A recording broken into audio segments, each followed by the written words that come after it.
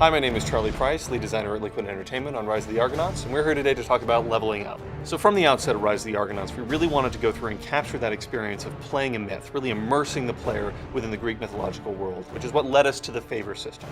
And the favor system is basically how Jason's going to be leveling up over the course of the game. Now there's two main ways in which Jason can go through and gain favor with the gods. One is through deeds and the other is through dialogue.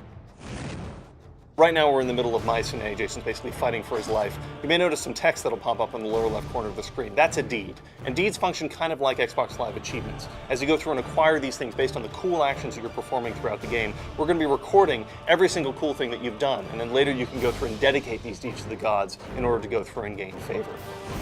The other way in which Jason's going to be able to get favor is through dialogue choices. Now, in Rise of the Argonauts, every single dialogue choice that you're going to be making is going to be aligned with one of these gods. We're making an Athena choice, for example, here. We've just gotten a little bit more favor with Athena, and we might be able to go through and buy a new aspect or god power.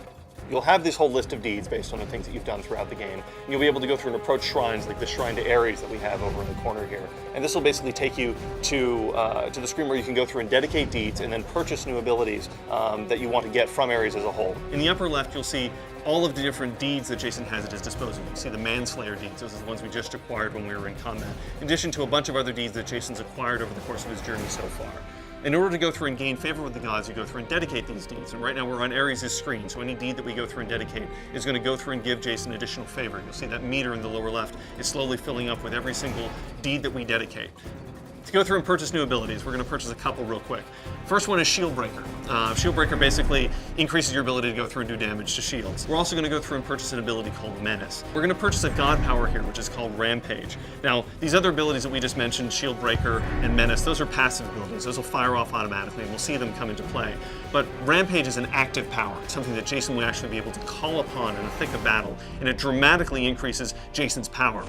So, we're in the second arena fight now. We're going to go through and show you a couple of these cool abilities that we just went through and purchased. So, we just used Rampage. As I mentioned before, that basically jacks Jason's power through the roof. So as we go through and hit these guys, you can see we're sending them flying.